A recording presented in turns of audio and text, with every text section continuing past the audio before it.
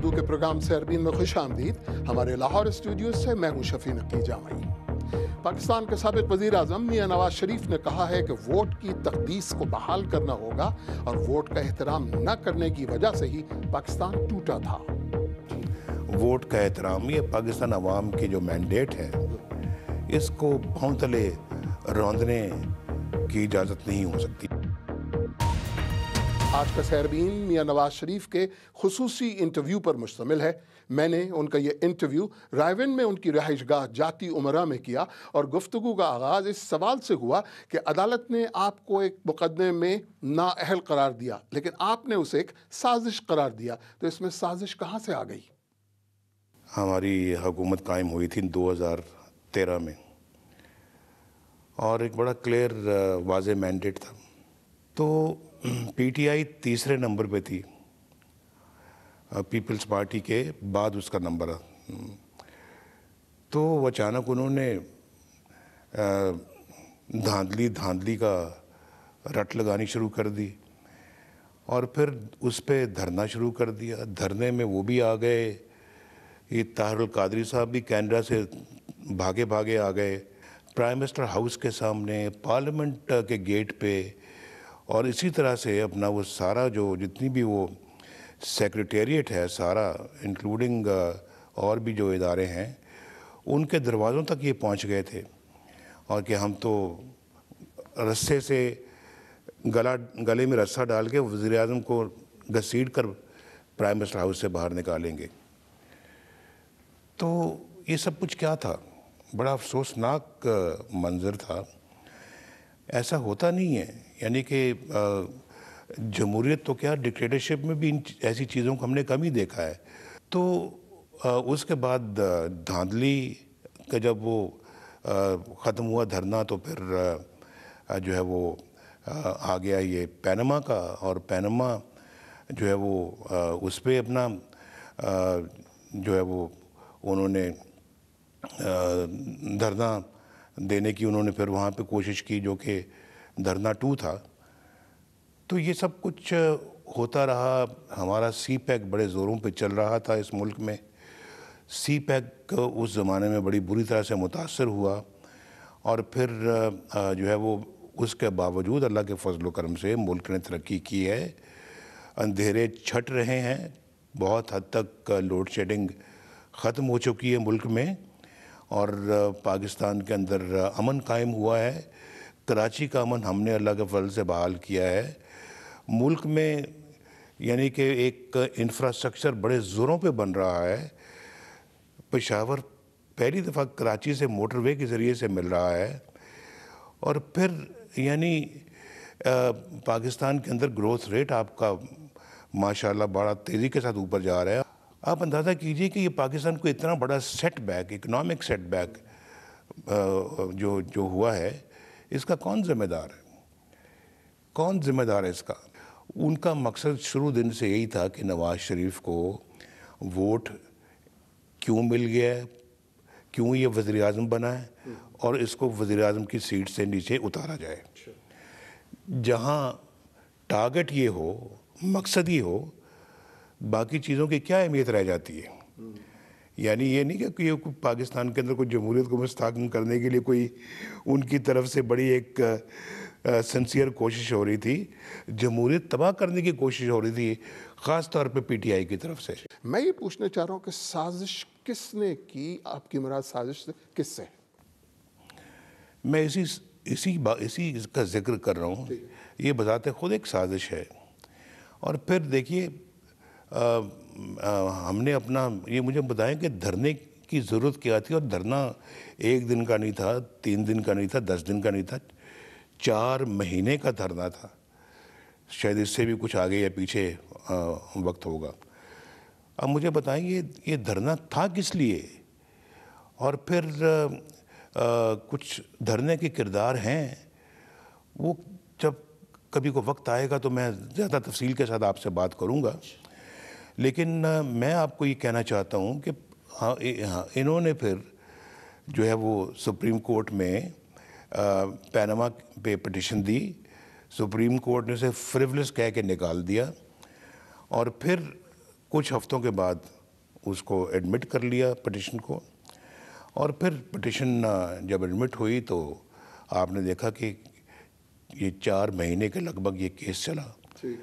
پھر جی I T بنی، جی I T کس طرح سے بنی، کیسے بنی، واٹس ایپ کی ساری سٹوری آپ کو پتہ ہے۔ اور پھر وہ جو لوگ جتنے بھی جی آئی ٹی میں بیٹھے ہوئے تھے وہ کٹر ہمارے مخالفین اور بدترین جو مخالف ہوتے ہیں ان لوگوں پہ وہ مشتمل تھی۔ ہم نے کوئی اپنی طرف سے کسر نہیں چھوڑی۔ میں خود اس کے سامنے پیش ہوا بطور وزیر اعظم، شہباز شریف بطور وزیر اعلیٰ پیش ہوئے، میرے دونوں بیٹے حسین اور حسن اس کے سامنے پیش ہوئے، میری بیٹی مریم پیش ہوئی، اور کون کون پیش نہیں ہوا، اسحاق ڈار صاحب پیش ہوئے، اور پورا خاندان اس کے سامنے جا رہا ہے، جی آئی ٹی کے سامنے، دادا جان سے لے کے تو پوتوں تک احتساب ہو رہا ہے۔ اور کس بات کا احتساب ذرا بتائیے؟ دیکھیں نا، میں آپ سے پوچھنا یہ چاہ رہا ہوں، احتساب کس چیز کا؟ کہ ہمارے اپنے کاروباری معاملات جو 1972 سے شروع ہو رہے ہیں، یعنی کاروبار تو 1937 سے ہے، لیکن یہ 1972 سے شروع ہو رہا ہے کام، جو یہ ابھی آپ نے دیکھا ہے احتساب والا۔ آپ مجھے یہ بتائیے کہ یا تو کوئی میں نے سرکاری پیسے میں خرد برد کی ہوتی، چلیں اس دور میں چھوڑیں، پچھلے دور میں، اس سے پچھلے دور میں، پھر میرے وزارت اعلیٰ کے دور میں اگر میں نے کوئی کرپشن کی ہوتی تو میں آج آپ کے سامنے شرمساری سے اپنی آنکھیں نہ اٹھا سکتا، میں بہت شرمندہ ہوتا اس قوم کے سامنے، اللہ مجھے معاف کرے۔ اور کوئی کک بیک کمیشن کا کیس نہیں ہے، کوئی رشوت ستانی کا کیس نہیں ہے، کوئی اپنا داغ دھبا نہیں ہے کرپشن کا، یا تو اس پہ کوئی بات ہو رہی ہوتی تو کوئی بات بنتی بھی۔ ہمارے اپنے کاروباری معاملات کی چھان بین ہو رہی ہے، اور وہ بھی 1972 سے، جب میرا سیاست سے تعلق نہیں تھا۔ یہ بتا دیجیے، عوام کا حق ہے یہ جاننے کا کہ یہ سازش کس کی تھی، سازشی کون تھے؟ دیکھیں، میں تو 70 سال سے اپنا جامی صاحب اس ملک میں یہی کچھ دیکھ رہا ہوں، گو میری عمر ابھی 70 سال کی ہوئی تو نہیں ہے، لیکن ہم نے اس سے اپنی زندگی سے میں نے پہلے کے جو تاریخ تو پڑھی ہوئی ہے نا، جو اس ملک نے اپنے آپ سے، یا ملک کو چلانے والوں نے اس ملک کے ساتھ جو کیا ہے، خاص طور پہ ڈکٹیٹرشپ نے، وہ پاکستان کی ایک تباہی کا نسخہ تھا، اور 70 سالوں میں ہم نے اس ملک کا خدا نخواستہ ستیہ ناش کرنے میں کوئی کسر نہیں چھوڑی۔ اور یعنی آپ دیکھیں کہ آغاز ہوتا ہے پاکستان بننے کے 20 سال کے بعد ہی۔ پاکستان 1947 میں بنا تو 1971 میں پہلا حادثہ ہوتا ہے ہمارا، ایسٹ پاکستان ہم سے کٹ جاتا ہے اور وہ بنگلہ دیش بن جاتا ہے۔ اور اگر آئین پہ ہم قائم رہتے، قانون پہ قائم رہتے، اور حق خود ارادیت کہہ رہا ہوں میں، عوام کا حق حکمرانی پہ قائم رہتے، پاکستان کبھی نہ ٹوٹتا۔ آج کے پاکستان سے 10 گنا زیادہ مضبوط ہوتا۔ اور دیکھیں آپ، چونکہ ہم نے عوام کے حق حکمرانی، یا جو ووٹ کی جو سینکٹیٹی ہے، جو ووٹ کی توقیر ہے، جو عزت ہے، احترام ہے، جب ہم نے وہ چھوڑ دیا تو ملک ٹوٹ گیا۔ تو مجھے آپ یہ بتائیے کہ یہ سب چیزیں جو ہیں، اس سے کچھ ہم نے سبق نہیں سیکھا؟ اگر کچھ سبق سیکھا ہوتا تو پہلا مارشل لا لگا اس ملک کے اندر 1958 میں، تو پھر دوسرا مارشل لا اس ملک کے اندر نہ لگتا، تیسرا نہ لگتا۔ حضور آپ دیکھیے تو صحیح نا جامی صاحب، 18 وزیر اعظم آئے ہیں اور 3 مارشل لا ایڈمنسٹریٹرز، ڈکٹیٹرز، وہ 3 جو ہیں وہ 30 یا 33 سال وہ کھا گئے، باقی 18 میں بٹ گیا۔ باقی جو 30-35 سال ہیں وہ 18 وزیر اعظم میں بٹ گئے، مطلب یہ کہ ہر ایک کے حصے میں 1.5 سال آیا ہے۔ اب بتائیں، اس ملک کے ساتھ زیادتی نہیں تو کیا ظلم نہیں ہے یہ؟ کہاں ہے وہ عوام کی حکمرانی جو ہے اس کا احترام؟ یہاں عوام کا کہاں اقتدار ہے؟ یہ جو ووٹ کی جو پرچی جو ہے اس کی کہاں ہے سینکٹیٹی؟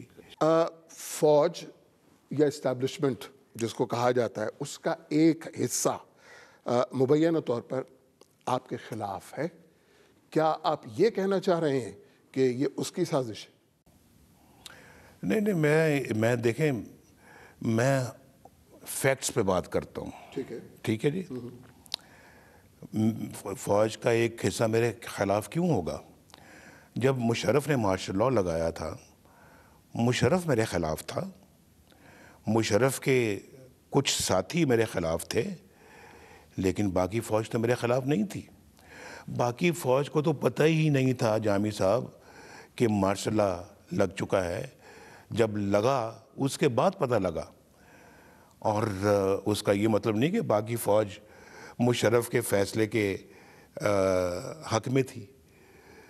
میں نہیں سمجھتا کہ فوج کا ایک بہت بڑا حصہ جو ہے وہ مشرف کے فیصلے کے ساتھ متفق نہیں تھی.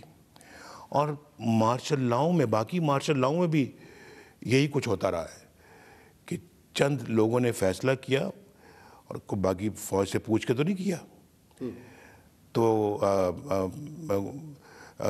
چند نے فیصلہ کیا اور بس اس کے بعد ٹاپل کی گورنمنٹ اور حکمرانی سنبھال لی. اور پھر ووٹ کے جو میں نے جو کہہ رہا ہوں کہ جو ووٹ کا جو سینکٹیٹی ہے وہ تو اس کو پھاڑا، اس کے ٹکڑے ٹکڑے کیے اور قوم کے منہ پہ دے مارا. یہ اس طرح سے ملک چلتے ہیں؟ نہیں، آپ بتائیے نا. میں اس طرح سے پہلے ایک سوال کا جواب پہلے واضح ہو جائے. اس طرح سے ملک چلتے ہیں؟ اس طرح سے قومیں بنتی ہیں؟ اس طرح سے کیا آپ اپنا ترقی کر سکیں گے کبھی؟ یعنی اسی لیے تو ہم آگے جاتے جاتے پھر پیچھے کو بھاگنا شروع کر دیتے ہیں. پاکستان کے ساتھ یہی مذاق ہوتا چلا آیا ہے. لیکن میں یہ سمجھتا ہوں کہ آج کم از کم ہم نے اس بات کی تشخیص کر لی ہے، اس مرض کی تشخیص کر لی ہے جو ہمیں لاحق تھا اور ہمیں شاید اس کا احساس نہیں تھا. اور وہی تھا کہ اب آپ کے ووٹ کا اس ملک میں احترام نہیں تھا، اس لیے آپ کو یہ ساری مصیبتیں، مشکلیں جھیلنی پڑی ہیں. ایک یہ تاثر ہے یا حقیقت ہے یا یہ ایک مبینہ سے بات ہے کہ فوجی سربراہ سے آپ کی نہیں بنتی، ایک سے نہیں بنی، دوسرے سے نہیں بنی، تیسرے سے نہیں بنی. یہ کیا ہوتا ہے؟ ایسا کیا ہوتا ہے؟ یہ صرف تاثر ہے یا یہ سرد جنگ جاری رہتی ہے؟ یہ تاثر کیوں ابھرا ہے؟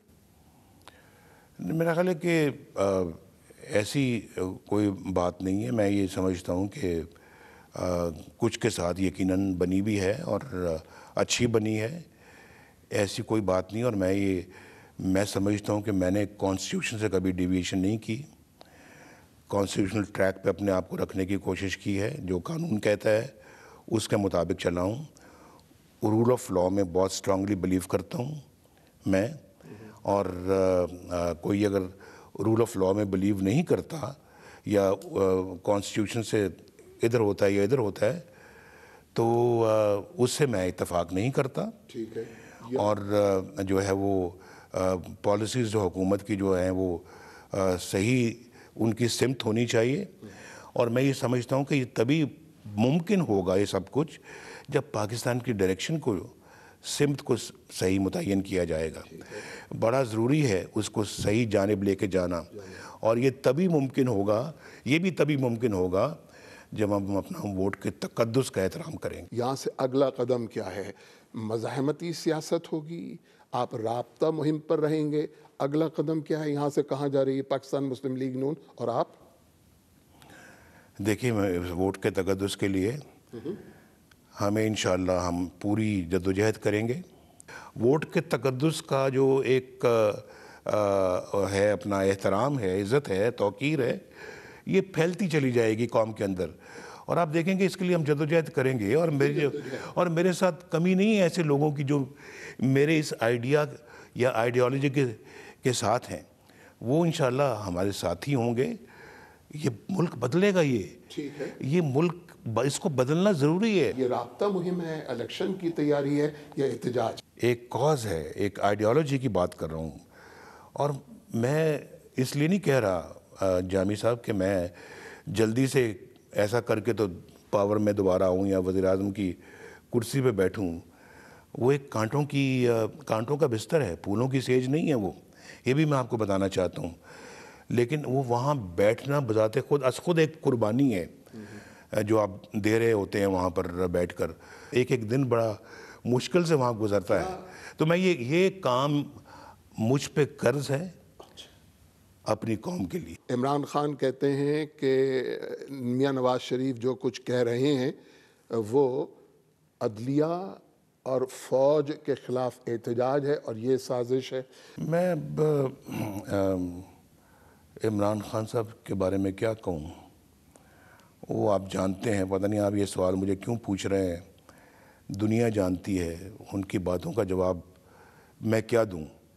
یہ ساری باتیں جو اس وقت میاں نواز شریف کر رہے ہیں، اب وہ وزیر اعظم نہیں ہیں لیکن وہ اس وقت یہ باتیں کر رہے ہیں. 4 سال تک جب میاں صاحب وزیر اعظم رہے اس وقت یہ باتیں کیوں نہیں ہوئیں؟ اس وقت یہ میثاق کا اور اس قسم کی موومنٹ کا خیال کیوں نہیں آیا؟ کیا وہ اصلاحات تھی؟ دیکھیں بات سنیں، ہماری کوئی ایسا ایکشن نہیں جو اس آئیڈیالوجی کے خلاف ہوا ہو پچھلے 4 سالوں میں. انہی 4 سالوں سے پہلے ہم نے چارٹر آف ڈیموکریسی بھی کیا تھا. اس وقت سب مل کر بیٹھے تھے، اس پہ دستخط بھی بہت ساری پارٹیوں نے کیا تھا. آج تک اس کی خلاف ورزی میں نے نہیں کی. میں بڑے وثوق کے ساتھ یہ بات کر رہا ہوں آپ کے سامنے، چاہے میں اپوزیشن میں رہا ہوں، چاہے میں آج گورنمنٹ میں رہا ہوں. میں نے اس کی خلاف ورزی نہیں کی کبھی. اس کی خلاف ورزی ایک ہوئی تھی جو NRO سائن ہوا تھا مشرف اور کچھ فریقوں کے درمیان. وہ نہیں ہونا چاہیے تھا، وہ نہ ہوتا تو اچھا تھا. وہ چارٹر آف ڈیموکریسی کی اسپرٹ کے خلاف تھا. مرکز میں میں اس وقت کے صدر زرداری صاحب کو بڑی عزت کے ساتھ ہم نے رخصت کیا. کوئی پھڈا نہیں ڈالا، کوئی جھگڑا نہیں کیا، کوئی ایسا نہیں کام کیا جو ماضی میں ہوتے رہے ہیں. تو ہم نے تو ایک اچھی روایت ڈالی تھی.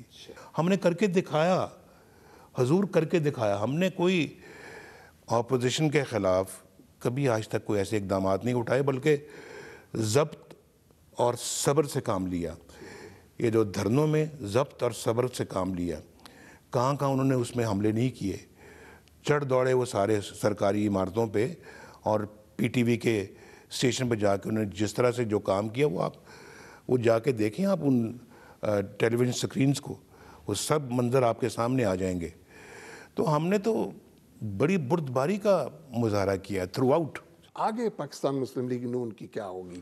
یہ پالیسی رہے گی، مزاحمت کی رہے گی، اشتراک کی رہے گی، یا کوئی اور شکل اختیار کرے گی؟ ووٹ کا تقدس یہ ہم نے انشور کرنا ہے. ووٹ کا احترام، یہ پاکستان عوام کی جو مینڈیٹ ہے اس کو پاؤں تلے روندنے کی اجازت نہیں ہو سکتی اس ملک کے اندر. دنیا کے مختلف ملکوں میں اس قسم کی مثالیں آئی ہیں. وہاں پر ووٹ کے تقدس کو پامال کیا گیا، وہاں اس کا وہ احترام نہیں ہوا، وہ توقیر نہیں. اس کے بعد لوگ نکلے ہیں، وہ ٹینکوں کے آگے آئے ہیں. اس کے بعد لوگ نکلے ہیں، انہوں نے فوج کو پیچھے بھیجا. ترکی کی مثال تھوڑے ہی عرصے پہلے کی آپ کے سامنے ہے. اس سے پہلے دنیا کے مختلف ممالک میں ہو چکا ہے. کیا اب پاکستان ایسے ٹکراؤ کی طرف بڑھ رہا ہے؟ میں تو ٹکراؤ کے حق میں ہوں ہی نہیں، لیکن صرف پھر ٹکراؤ کے خلاف صرف مجھے نہیں ہونا چاہیے، سب کو ہونا چاہیے. کہ ٹکراؤ کی کیفیت پھر پیدا نہیں ہونی چاہیے اس ملک کے اندر. اور جو کلیش آف انسٹیٹیوشنز ہیں یہ نہیں ہونا چاہیے. صرف میری ذمہ داری نہیں ہے اکیلے کی، سب کی ذمہ داری ہے. اور پھر آئین ان سب کو دیکھے، ان سب کو پارلیمنٹ ان سب چیزوں کو مانیٹر کرے، دیکھے اور انشور کرے کہ یہاں کلیش آف انسٹیٹیوشنز نہیں ہونی چاہیے. ابھی آپ کے خلاف، مسلم لیگ کے خلاف اور خود آپ کے خاندان کے خلاف قصہ ختم تو نہیں ہوا ہے. نیب کے ریفرنسز آئے ہوئے ہیں، نہ صرف آپ کے خلاف، خاندان کے دیگر افراد کے خلاف بھی. عین ممکن ہے کہ یہ ہو سکتا ہے کہ آپ کو یا آپ کے اہل خانہ کو جیل جانا پڑے. کیا ذہنی طور پر آپ اور آپ کا خاندان تیار ہے؟ دیکھ لیں آپ، فیصلہ آپ نے پڑھا ہوگا، دیکھا ہوگا سارا، اور جس چیز پہ یہ سارا فیصلہ ہوا اور مجھے میری ڈسکوالیفیکیشن ہوئی ہے، پہلے تو آپ اس سے ایگری کریں کہ ہاں یہ فیصلہ، یا ڈس ایگری کریں کہ یہ فیصلہ درست تھا یا درست نہیں تھا۔ قوم نے تو اپنا جو ہے وہ ورڈکٹ دے دیا ہے، اور آپ دیکھ رہے ہیں اس ملک کے اندر جو ماحول بن چکا ہے وہ اس فیصلے کو ایکسیپٹ نہیں کر رہا۔ ٹھیک ہے، تو آگے جب بڑھیں گے پھر دیکھیں گے۔ لیکن عوامی عدالت کے علاوہ سر قانون کی عدالت میں بھی تو آپ کو جانا پڑے گا نا؟ تو میں کب قانون کی عدالت میں تو گیا ہوں، میں تو پیچھے نہیں رہا، اور میں نے ایسی جے آئی ٹی وی کے سامنے پیش ہوا ہوں جس پہ میری بہت زیادہ ریزرویشنز تھیں اور جس کو میں ایکسیپٹ نہیں کرتا تھا۔ میں نے بنیادی بات کی ہے کہ یہ جو ڈسکوالیفیکیشن کا فیصلہ اور باقی فیصلے بھی اسی سے منسلک ہیں، قوم نے قبول نہیں کیے۔ پاکستان کے سابق وزیر اعظم میاں نواز شریف کے اسی خصوصی انٹرویو پر آج کا سحربین اختتام کو پہنچا۔ مجھے سحربین کی پوری ٹیم سمیت اجازت دیجیے۔ خدا حافظ۔